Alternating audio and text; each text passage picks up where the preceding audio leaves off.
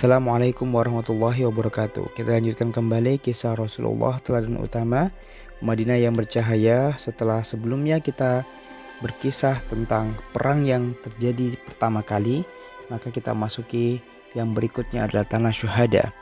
1 tahun setelah perang Badar, bulan Syawal tahun 3 Hijriah, terjadi lagi peperangan di kaki bukit Uhud. Jaraknya 4 mil dari Masjid Nabawi. Pasukan Quraisy berjumlah 3.000 orang ditambah 3.000 unta, 200 kuda, dan 700 tameng. Mereka bahkan membawa 150 perempuan untuk memotivasi. Para perempuan ini dipimpin oleh Hindun bin Utbah, istri Abu Sufyan. Sementara itu keseluruhan pasukan dipimpin oleh Abu Sufyan. Pasukan Muslim berjumlah 1.000 orang. Mereka dipimpin oleh Rasulullah Shallallahu Alaihi Wasallam. Di tengah perjalanan, Abdullah bin Ubay menghasut kaum Muslim. Gara-gara itu sepertiga pasukan Muslim memisahkan diri ketika sampai di Asi Syaud. Akhirnya yang tersisa hanya 700 orang. Uhud bergejolak. Pasukan Muslim fokus menyerang pembawa panji kaum musyrik.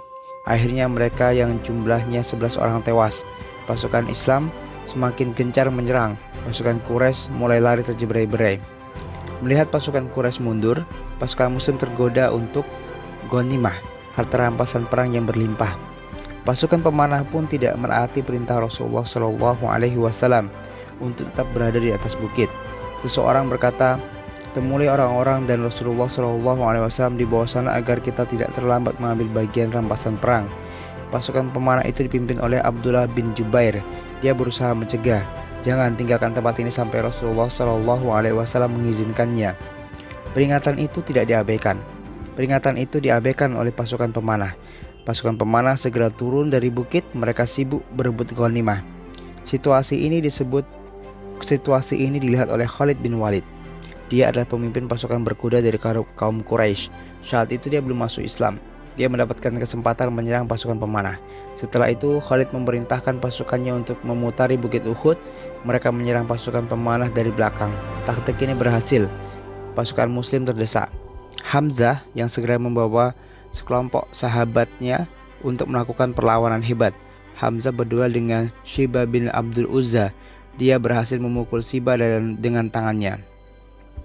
Tanpa disadari ada orang Quraisy yang mengintai-intai gerak Hamzah. Dia mengintip dari balik sebongkah batu. Dia memiliki keahlian melempar lembing. Dia adalah Wahsy, budak laki-laki milik Jubir bin Mut'im. Dia dijanjikan kebebasan oleh Hindun, istri Abu Sufyan. Dia juga dijanjikan harta yang banyak jika berhasil menghilangkan nyawa Hamzah. Hindun dendam kepada Hamzah karena telah menghilangkan nyawa ayah dan saudaranya pada perang Badar. Akhirnya Wahsy mendapatkan kesempatan untuk melemparkan lembingnya. Lemparan lembingnya menancap tepat di tubuh Hamzah. Hamzah tidak menduga akan mendapat serangan tersebut. Hamzah sang pahlawan Islam syahid di medan perang. Pasukan Muslim terdesak tanpa pasukan pemanah. Banyak para pahlawan Islam yang gugur. Rasulullah Shallallahu Alaihi Wasallam bahkan terkena serangan pasukan musyrik. Para pahlawan Islam yang tersisa mati-matian melindungi Rasulullah Shallallahu Alaihi Wasallam. Namun beliau tetap terkena serangan. Gigi serinya patah, kepalanya terluka, besi dari tutup kepalanya hancur, dan sisanya tertancap di pipinya. Dari sudut bibirnya mengalir darah. Hari itu pasukan Muslim kalah. Apakah kekalahan ini akan menjadi akhir peperangan kaum Muslim dan kaum musyrik? Nah, akhirnya terjadilah peperangan secara berikutnya lagi. Kaum Yahudi bergerak diam-diam. Mereka memulai menyusun siasat yang licik. Suatu hari berangkatlah 20 pemimpin Yahudi Bani Nadir dan ke Mekah. Tujuannya untuk menghasut kaum Quraisy agar melancarkan serangan kepada kaum Muslim. Kaum Yahudi berjanji untuk membantu mereka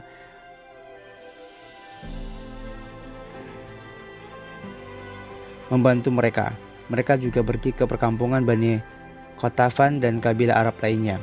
Berkumpullah kekuatan besar untuk menghancurkan Islam. Dari selatan bergerak 4.000 pasukan Quraisy dan Kinanah bersama sekutu mereka dari penduduk Tihamah. Mereka dipimpin oleh Abu Sufyan. Di Meru Zahran mereka bergabung dengan Bani Salim. Dari arah timur datang pasukan dari Ghatafan. Alhamdulillah Sebelum pasukan itu bergerak, Rasulullah SAW telah mengetahuinya. Seorang mata-mata telah menyampaikan informasi kepada Rasulullah SAW. Rasulullah segera mengumpulkan para sahabat untuk bermusyawarah. Salman Al-Farisi mengusulkan sebuah strategi yang sangat cemerlang. Strategi itu biasa dipakai oleh pasukan Persia, yaitu menggali parit sebagai pertahanan. Madinah adalah kota yang dikelilingi gunung dan kebun kurma. Hanya satu sisi yang terbuka, yaitu sisi utara. Rasulullah SAW tahu bahwa pasukan sekutu Ahzab akan menyerang dari sana. Oleh karena itu, atas usul Salman disetujui. Penggalian segera dilaksanakan. Setiap 10 orang diberi tugas menggali parit 40 hasta. Rasulullah SAW ikut serta dalam penggalian itu. Beliau selalu mengulang-ulang doa, tidak ada kehidupan selain kehidupan akhirat, ampunilah kaum muhajirin dan kaum ansor. Luka dan perih di tangan diabaikan oleh mereka. Letih, lapar, dan dahaga mereka tahan. Batu digunakan untuk mengganjal perut mereka agar tidak terlihat kempis. Para sahabat mengganjal perutnya dengan satu batu. Ternyata perut Rasulullah SAW diganjal dengan 2 batu. Tergalilah parit di lembah Batuhan Butan. Tergalilah parit di lembah Butan itu dalam 6 hari. Lembah Butan terletak di antara lembah Akik dan lembah Akinah. Semua rumah yang berdekatan dengan parit itu dikosongkan. Tembok-tembok rumah yang berhadapan dengan musuh dijaga ketat.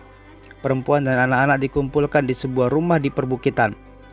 Mereka dijaga dengan ketat. Rasulullah SAW mempertahankan Madinah bersama 3.000 orang pasukan. Bulan Zulkaidah tahun 5 Hijriah, kedua pasukan berhadapan. Pasukan Ahzab berjumlah 10 orang, Madinah di 10.000 orang. Madinah dikepung. Mereka terkejut mendapati parit yang berbentang. Ini bukan ide orang Arab, jerit mereka marah. Mereka tidak siap menghadapi strategi ini. Di tengah pertempuran yang sengit, Yahudi Bani Quraisyah berkhianat. Mereka ikut bergabung dengan pasukan sekutu. Kondisi kaum muslim semakin terjepit. Penduduk dicekam ketakutan dan kelaparan. Di tengah kondisi inilah Allah SWT memberikan pertolongan. Pada suatu malam yang dingin dan mencekam, Allah SWT mengirimkan angin yang sangat kencang dan memporak-porandakan kemah pasukan. Mereka lari meninggalkan Madinah malam itu juga. Nah, setelah perang berlalu, apa yang akan terjadi kepada Rasulullah dan akan dilakukan oleh kaum muslim? Simak terus kisahnya dan jangan lupa di like, kemudian di subscribe dan di share kepada teman-teman kamu sekalian. Semoga bermanfaat. Assalamualaikum warahmatullahi wabarakatuh.